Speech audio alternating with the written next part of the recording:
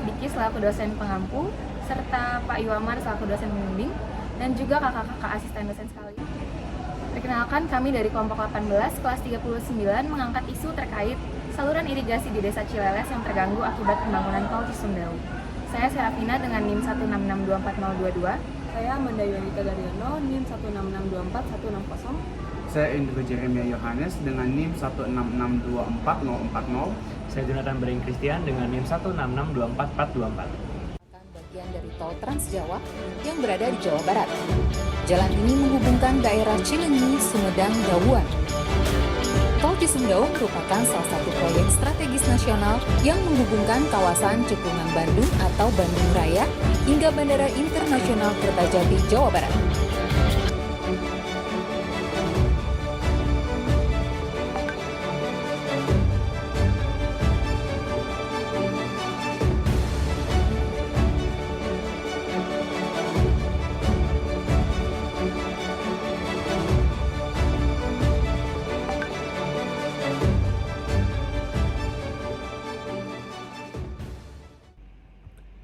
Indonesia sebagai negara agraris sangat bergantung pada sektor pertanian, terutama di Desa Cileles, di mana penduduknya mengandalkan pertanian untuk memenuhi kebutuhan ekonomi mereka.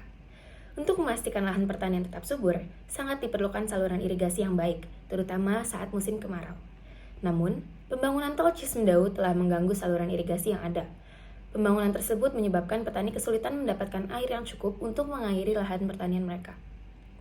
Dampaknya, lahan pertanian menjadi kering, terutama di Blok Lebak Jati dan juga Blok Narongtong.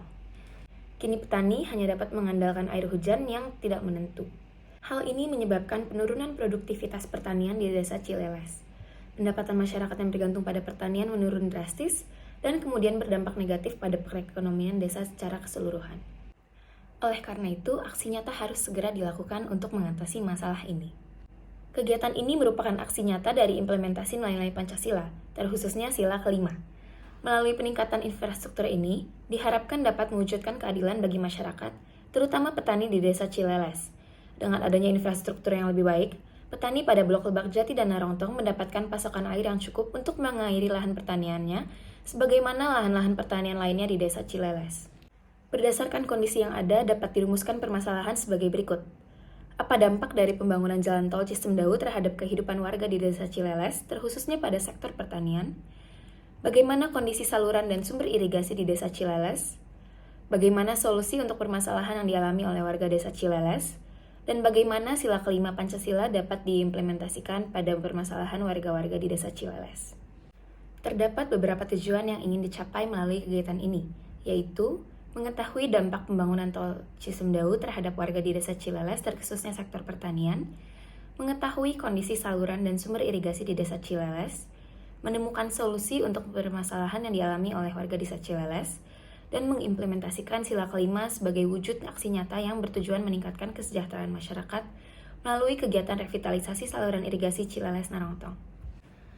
Melalui kegiatan ini juga diharapkan dapat memberikan manfaat bagi masyarakat dalam berbagai aspek, yaitu pada aspek pertanian, diharapkan dapat meningkatkan produktivitas pertanian dan memperluas komoditas pertanian yang ditanam. Pada aspek ekonomi, diharapkan dengan hasil panen yang lebih baik, akan berdampak yaitu meningkatkan pendapatan petani dan perekonomian akan lebih stabil. Pada aspek sosial, diharapkan adanya peningkatan kesejahteraan masyarakat di Desa Cileles. Pada aspek lingkungan, diharapkan adanya pengelolaan sumber daya air yang lebih efisien dan pada aspek infrastruktur diharapkan dapat meningkatkan kapasitas dan efisiensi sistem irigasi secara keseluruhan di Desa Cileles. Terdapat lebih dari 400 petani di Desa Cileles, yang dimana banyak dari mereka mencari sumber mata pencaharian baru, diakibatkan pendapatan hasil panen mereka tidak mencukupi kebutuhan mereka dan keluarga mereka. Ada yang akhirnya bekerja sebagai PNS, penjaga warung, dan kuli bangunan. Bahkan, warga setempat kesulitan memenuhi kebutuhan makanan mereka sendiri seperti beras dan terkadang perlu mengimpornya dari daerah lain. Terlebih di daerah Blok Lebak Jati dan Narongtong mengalami dampak yang paling parah mengakibatkan sawah di daerah tersebut tidak dapat ditanam sama sekali. Selain warga Desa Cileles sebagai pihak yang terdampak, dan kami, anggota kelompok 18 kelas 39, sebagai pelaksana kegiatan, diperlukan pula keterlibatan dan kerjasama beberapa pihak agar proyek ini dapat terlaksana dengan baik. Yang pertama, Prof. Diki dan Pak Yuamar selaku pemberi persetujuan proposal. Yang kedua, Pak Yuamar dan Kak Eki sebagai pembimbing pembuatan proposal. Dan terakhir, pengurus Desa Cileles dan pengurus pemerintah daerah sebagai pemberi izin pelaksanaan kegiatan. Kegiatan tersebut akan kami laksanakan di Desa Cileles, tepatnya di Sungai Citerep, dengan ketiga tahap dilaksanakan dari 2 September 2024 hingga 15 Januari 2025, dengan tetap mempertimbangkan kegiatan akademik ITB. Kegiatan yang akan kami lakukan dapat dibagi menjadi 3 tahap. Yang pertama, ialah dengan memasang pompa pada saluran irigasi yang diharapkan dapat meningkatkan debit air pada saluran irigasi. Yang kedua, ialah dengan mengeruk dasar saluran irigasi yang mengalami pendangkalan sehingga dapat meningkatkan kapasitas air yang dapat mengalir pada saluran irigasi. Yang ketiga, ialah dengan memasang dinding tahan air pada saluran irigasi untuk mencegah terserapnya kembali air ke tanah pada saluran irigasi. Pembagian tahapan ini bertujuan agar pendanaan yang diberikan terhadap proyek ini dapat diberikan secara bertahap pula.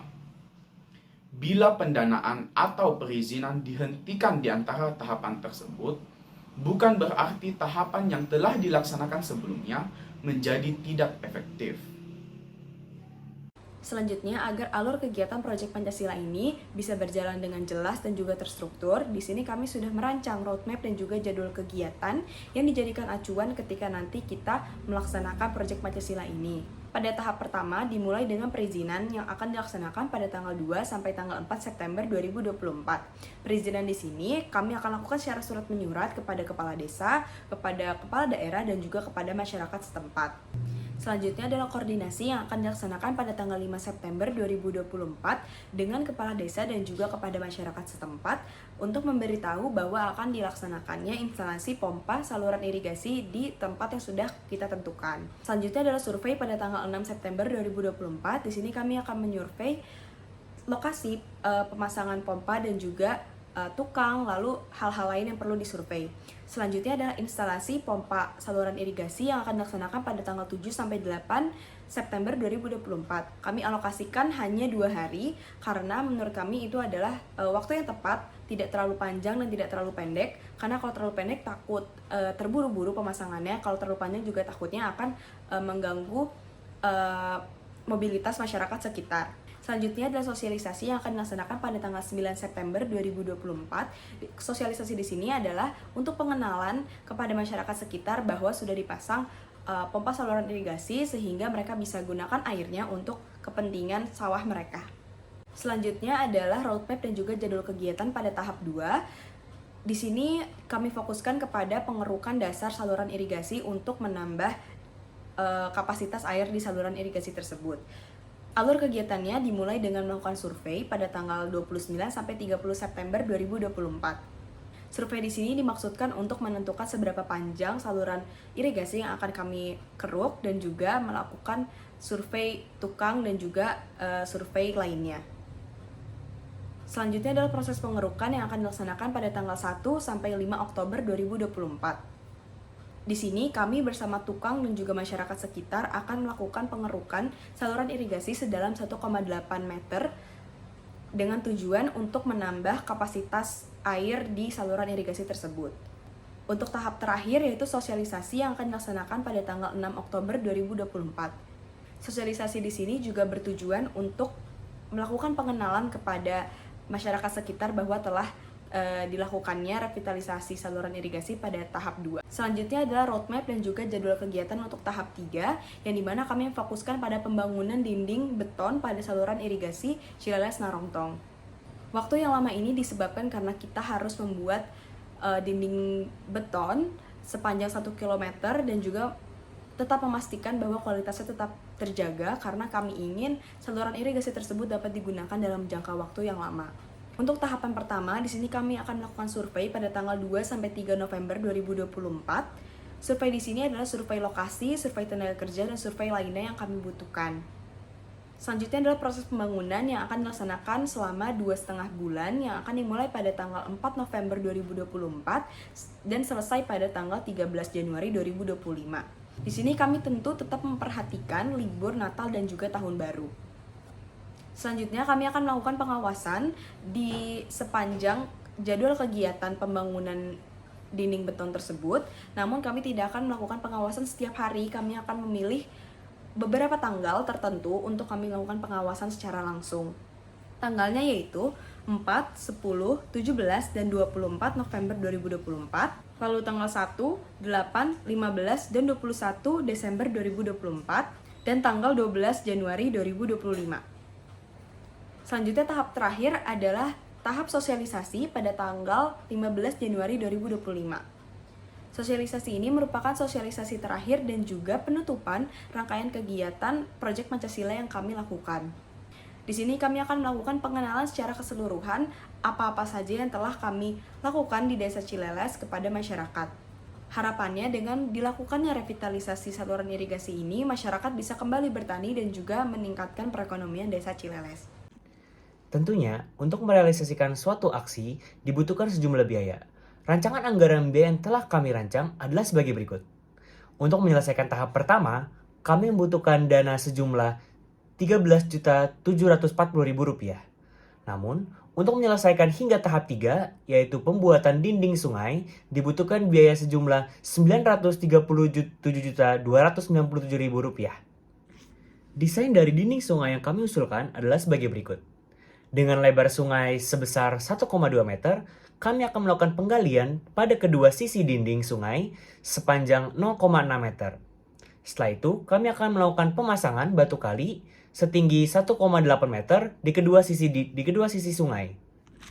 Setelah penggalian dan pembangunan dinding sungai telah selesai, kami akan melakukan pemasangan dan juga pengecoran slough beton yang akan dibuat secara memanjang di atas dinding sungai dan juga secara melintang untuk menambah kekuatan dari dinding batu kali tersebut. Untuk spesifikasi pompa yang akan kami gunakan dalam merealisasikan tahap pertama proyek kami adalah sebagai berikut.